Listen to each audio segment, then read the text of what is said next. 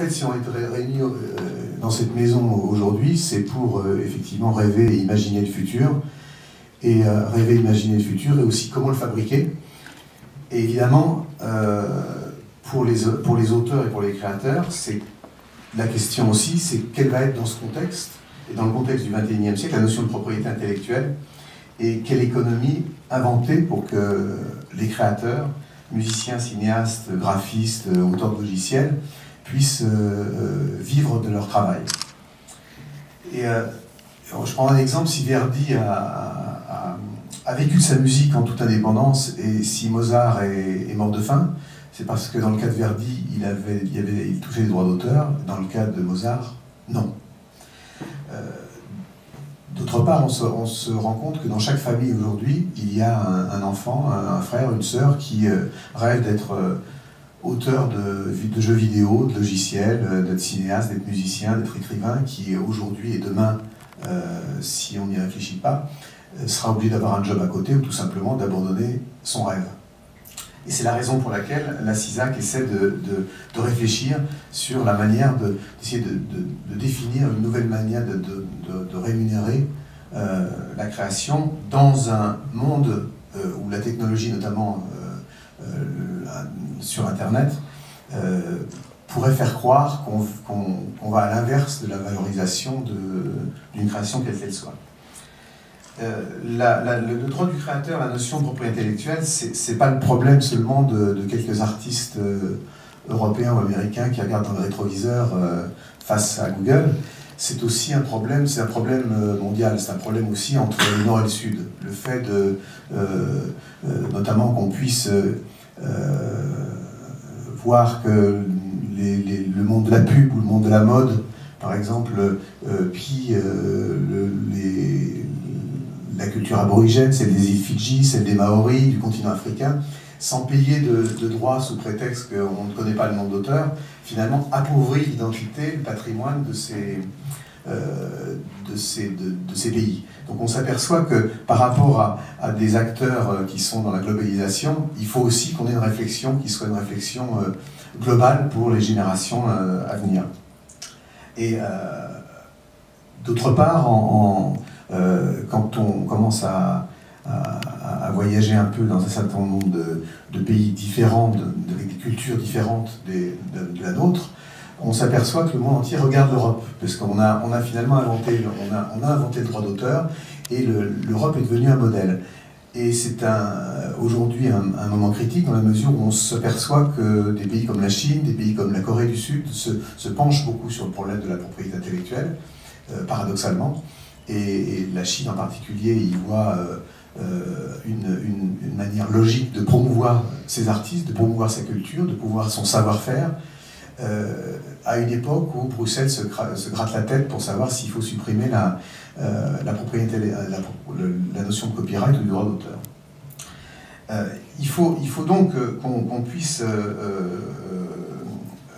faire attention au fait que, quel que soit le support de fixation, se demander quelle est la rétribution adéquate. Et en ce sens, le droit d'auteur, créé en France par Beaumarchais au XVIIIe siècle, est une réponse qui est assez moderne et assez intemporelle, pour une raison simple, c'est qu'au fond, elle ne dépend pas du support, elle dépend simplement de l'acte de création. C'est-à-dire que je dirais de la page blanche, de l'écran blanc ou de l'écran vide à cette page écrite ou cet écran rempli, il y a un acte de création qui peut d'ailleurs être créé par un homme et peut-être demain par une machine, mais qui elle, peut être quantifiable, quel que soit son support.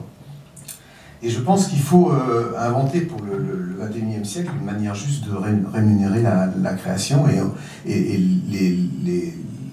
ce n'est pas seulement le problème des gens, par exemple, que nous avons vus aujourd'hui. Chacun est dans une situation différente, parce qu'il y a même l'IRCAM a aujourd'hui un vrai problème. C'est comment arriver, au fond, à continuer à valoriser la recherche vis-à-vis d'un gouvernement qui voit plutôt l'intérêt de valoriser le développement plutôt que la recherche. Et donc, finalement, toute cette zone, qui est une zone beaucoup plus large sur le plan social et démographique, elle y paraît, il y a une étude récente qui a été faite en France qui montre que le monde de la création, des acteurs de la création, c'est 1 200 000 emplois, et c'est un chiffre d'affaires qui est plus important que l'industrie du luxe ou l'industrie de l'automobile, toutes les industries créatives. Et ça, c'est uniquement en France, et cette étude est en train d'être faite en Europe sur un plan européen et sur un plan international. On voit donc que il y a une vraie répercussion, même économique et sociale, qui devrait faire prendre conscience au gouvernement que c'est quelque chose sur lequel il faut qu'on se penche, pas seulement sur le plan législatif, mais sur le plan tout simplement de l'éthique. Alors, je vous avais noté une ou deux petites choses. En fait, quand je dis qu'il faut inventer pour le XXIe siècle une nouvelle manière de rétribution, par rapport à la création, on ne veut pas les auteurs ne veulent pas d'une taxe, on n'est pas les agents du fisc, ils ne veulent pas non plus une contribution, on n'est pas des mendiants. On voudrait arriver à trouver, en fait, déterminer un vrai partenariat commercial avec les nouveaux acteurs qui, en fait, distribuent notre création, et de s'asseoir autour de la table de gens comme Google, Facebook ou autres, qui, en fait, leurs sociétés sont valorisées de manière extrêmement importante, en partie à cause de notre création et de notre travail. Donc le problème n'est pas d'essayer de trouver, comme je le disais à l'instant, une taxe ou une contribution. C'est que finalement, la réalité, c'est que nous sommes des partenaires virtuels de ces grands groupes. Il ne faut pas oublier que dans un smartphone, la partie smart, c'est nous, les créateurs. Et donc, il faut qu'on arrive à déterminer ensemble une manière équitable de créer une économie durable pour tout le monde de la création. Donc, on nous dira que ces groupes sont aujourd'hui trop gros, trop puissants, et c'est vrai en termes économiques et financiers, mais leur image est en fait fragile. Regardez ce qui s'est passé avec MySpace, par exemple, il y a une dizaine d'années, où en fait, qui était considéré comme le Graal en matière de réseau social, et qui aujourd'hui n'existe plus. Pratiquement, il faut que Facebook et les autres peuvent très bien être les prochains MySpace. Et je pense que quand l'image de ce genre de groupe commence à se ternir, par manque d'éthique en particulier, comme ça a été le cas récemment dans l'affaire avec la NSA, et que leurs actions commencent à chuter, je pense qu'ils sont tout à fait capables de nous écouter. Nous, les créateurs, on a en fait la peau beaucoup plus dure qu'on le pense, puisqu'on existait avant l'électricité, qu'on existera après Google et après l'Internet. Mais le problème est de savoir dans quel état on existera. Et les fabricants de câbles et de téléphones n'ont certainement pas le monopole du cool ou de la modernité. Et comme on le voit ici dans cette maison aujourd'hui, ce qui nous a été présenté aujourd'hui est très significatif de l'extrême vivacité de l'imagination humaine. Et c'en est un exemple, et on en vit tous les jours, où que l'on soit. Mais la technologie ne doit pas non plus venir paradoxalement freiner l'innovation et la création, ce qui existe dans bien des cas, et notamment dans les pays émergents. On a trop tendance à penser aujourd'hui que le problème du copyright, de la protection des droits n'intervient que sur le plan des pays, et qu'à l'échelle des pays industrialisés. C'est en fait le contraire. Quand l'Afrique, par exemple, pense qu'il est important essentiel d'avoir un accès gratuit à tout, à chaque fois qu'il y a une gratuité sur le plan même de l'éducation, de la formation, dans les pays émergents, dans les pays d'Afrique, notamment sur le plan de l'éducation, c'est le système éducatif du Nord, c'est le système éducatif de Google qu'on impose. Et donc, à chaque fois, c'est un petit peu moins d'identité culturelle, c'est un petit peu de la mémoire du pays et du continent qui s'effrite, au fond. et sur lequel il faut qu'on puisse réfléchir.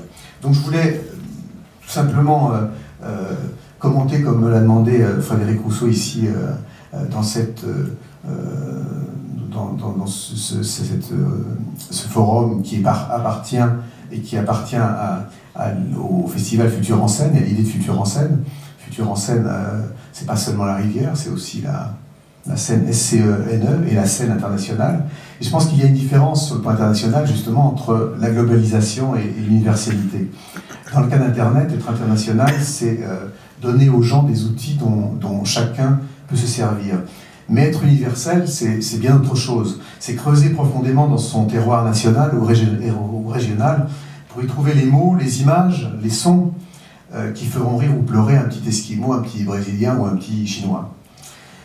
Et n'oublions pas que la gratuité pour chacun doit s'arrêter où elle commence à appauvrir quelqu'un d'autre.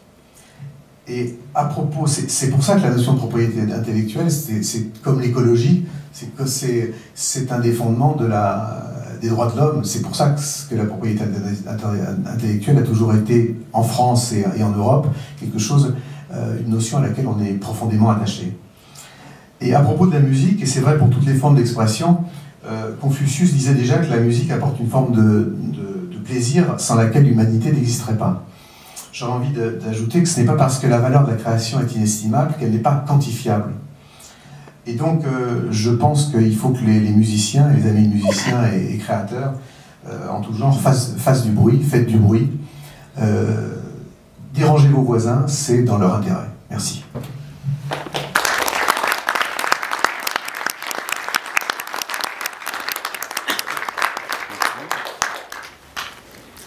Voilà la... Allô? Voilà, la journée se termine. Peut-être quelques questions? J'avais une question sur les téléchargements illégaux, parce qu'on en a beaucoup entendu parler avec le développement de la loi Adopi, sa mise en application. Je sais que Jean-Michel Jarre est fervent défenseur de l'interdiction des téléchargements illégaux, en spécialiste. Tous les amateurs ici sur cette question-là, donc allez-y. Voilà, et je voulais savoir aujourd'hui, après 4 ans de la mise en place de la loi, 4 ans de mise en place de la loi Adopi, est-ce qu'on a, ou 3 ans, est-ce qu'on a déjà un premier retour positif ou non positif de la question? Est-ce qu'aujourd'hui c'est un phénomène qui a tendance à se stabiliser, augmenter, diminuer, et en gros, est-ce que l'industrie, notamment du disque, continue à en souffrir? Je pense notamment à des artistes qui ne sont pas forcément connus, comme aujourd'hui Stromae, par exemple. Écoutez, moi j'ai une position un peu particulière vis-à-vis d'Adopi, parce que je pense que Adopi, je sais que je fais faire hurler pas mal de gens en disant ça, mais c'est pas très grave. Je pense que Adopi, c'est une bonne intention. C'était très important qu'en France, qu'il y ait un pays dans le monde qui dise à un moment donné, qui lève le doigt et qui dise télécharger illégalement, que ce soit de la musique ou n'importe quel contenu, c'est illégal, que ce soit dit officiellement. Maintenant, l'aspect coercitif de la loi, c'est-à-dire de vouloir mettre des gens en prison, enfin, virtuellement, même si c'est pas le cas, l'aspect punitif est quelque chose qui a envoyé un message, à mon avis, extrêmement négatif. Je pense que c'est pas à nous, les artistes, de commencer à endosser ce genre de costume de policier, de flic.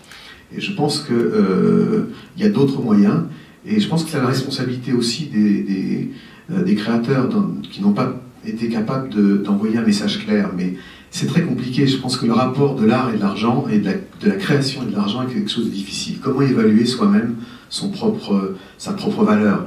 Et c'est ça au fond, ça commence par ça, l'acte de création, que ce soit pour créer un logiciel, une œuvre quelle qu'elle soit, ou un livre, un film, de la musique. C'est finalement plein de vulnérabilités, plein d'incertitudes. Les créateurs sont des gens qui sont bourrés de doutes par rapport à la valeur même de ce qu'ils font. Donc quand il faut en plus valoriser cette valeur, valoriser cette création, ils sont dans une position extrêmement vulnérable, encore une fois. Donc je pense que c'est pas tellement la chose vers laquelle il faut aller. Il faut surtout si vous voulez, quand on écoute la radio, par exemple, personne ne vous dit que vous exercez une activité illégale, et pourtant vous écoutez la radio gratuitement. Et pourquoi c'est pas illégal? C'est parce que les droits ont été payés en amont. Il faut qu'on arrive exactement à la même chose par rapport aux grands acteurs d'Internet, c'est-à-dire d'arriver à ce que les gens qui font des milliards en partie grâce à nous puissent arriver qu'on arrive à trouver un business model, en fait, un véritable partenariat avec eux, qui ne soit pas uniquement une sorte de bricolage qui tendra à considérer que les créateurs sont des sortes d'handicapés économiques qu'il faudrait aider.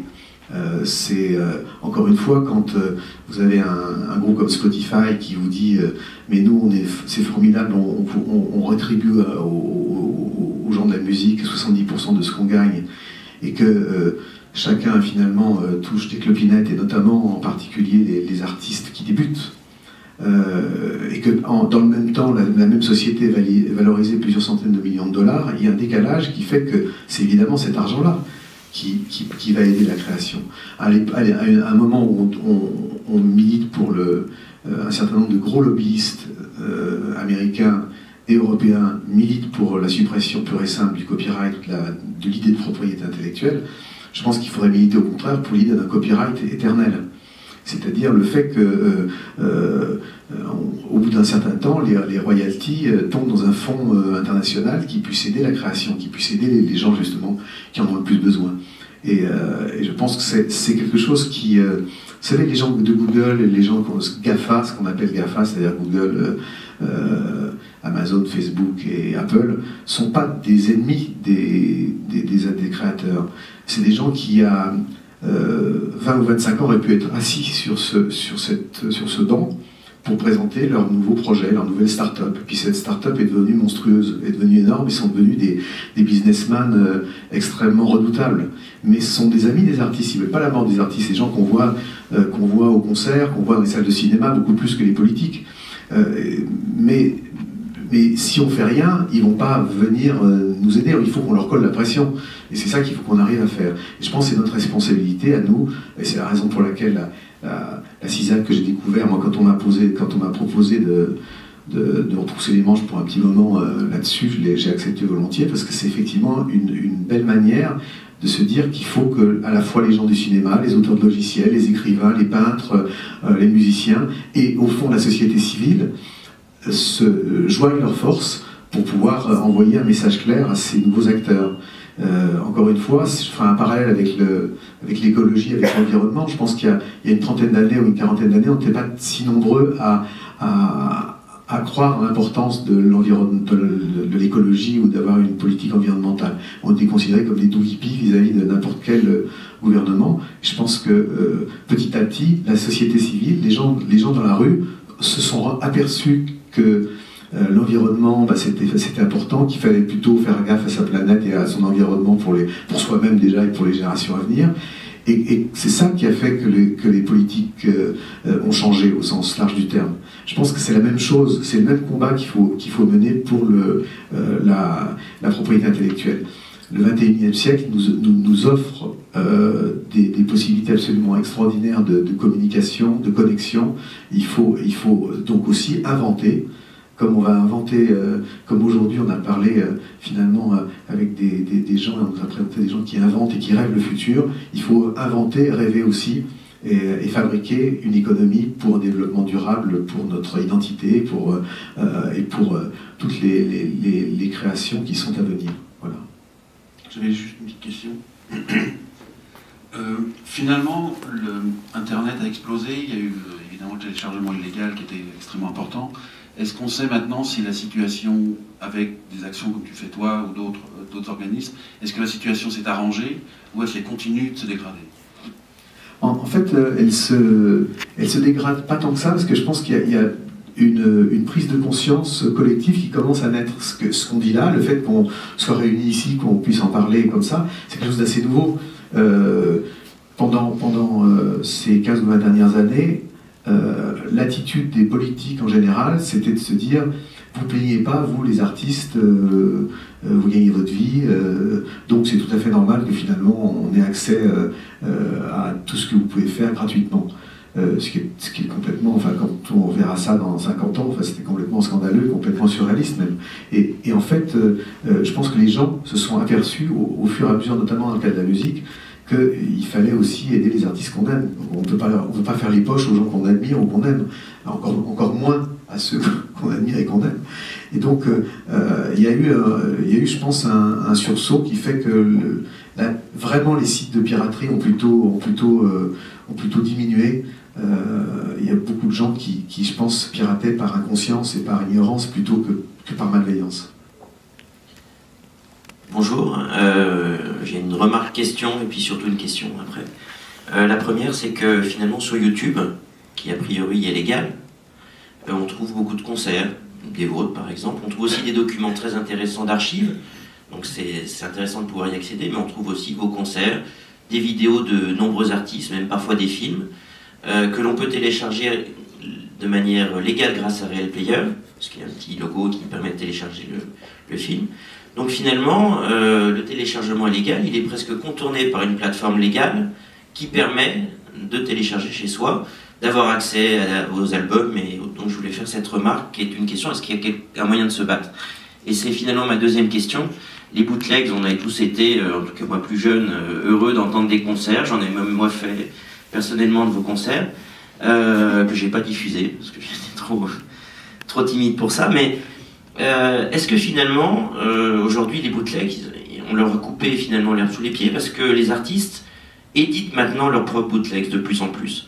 Il y a beaucoup de tournées, Peter Gabriel en fait, un certain nombre d'artistes éditent chaque concert qu'on peut acheter, donc c'est plus sympa, et pour l'artiste c'est mieux. Alors pourquoi les artistes ne s'unissent pas pour créer leur propre YouTube, les maisons de disques, les artistes, leur propre YouTube dans lequel ils diffusent finalement ce qu'ils veulent, mais en ayant la maîtrise des droits, et en étant mais sur une seule plateforme, c'est-à-dire que tous s'unissent sur une seule plateforme, pas sur 50, pas sur une chaîne YouTube, mais sur un YouTube des artistes, financé par les artistes, détenu par les artistes. Voilà ma question. Alors, bon, il y a plusieurs questions dans ce que vous venez de dire. D'abord, c'est vrai que YouTube est un système qui a finalement institutionnalisé le bootleg. Le bootleg est devenu finalement une activité... tout le monde, chacun est devenu une sorte de Monsieur Jourdain du bootleg. C'est-à-dire que prendre du bootleg sans le savoir. Il faut se dire que le grand argument de Google, qui est propriétaire de YouTube, c'est de dire mais nous, on n'est pas responsable de tout ça. On a mis un outil à disposition et vous mettez ce que vous voulez dedans. C'est toute l'ambiguïté. On ne peut pas demain s'unir pour faire un YouTube dans la mesure où c'est un moteur de recherche qui est tellement puissant et qui est financé en fait par tellement d'autres choses que Google contrôle et qui est en même temps aussi contrôlé politiquement. On a vu ce qui s'est passé, ce qui se passe, tous les liens beaucoup plus sombres avec la NSA, avec les services secrets, etc. Enfin, qui fait que les gens petit à petit se rendent compte qu'on viole leur intimité. J'aurais envie de dire à tous les gens de la rue, bienvenue au club, nous ça fait 25 ans les musiciens qu'on viole notre intimité. Donc on ne peut pas demain fabriquer un YouTube dans la mesure où c'est quelque chose qui ne se fabrique pas. Il se trouve simplement que Google, avec la force de frappe de Google, a mis en service, a mis à disposition du monde une plateforme apparemment totalement neutre. Il y a eu une étude qui fait que si on mettait bout à bout tout ce qui est sur YouTube, il faudrait en permanence, il faudrait 5 siècles pour tout voir déjà. Donc en même temps, c'est pas parce qu'on a accès à YouTube qu'on peut tout voir non plus. C'est comme quand on rentre dans une bibliothèque, tous les livres qui sont là sont pas non plus, on va pas pouvoir les lire, on n'aura pas le temps de le faire. Donc c'est pas tellement ça. Je pense que à cause de YouTube, Google valorise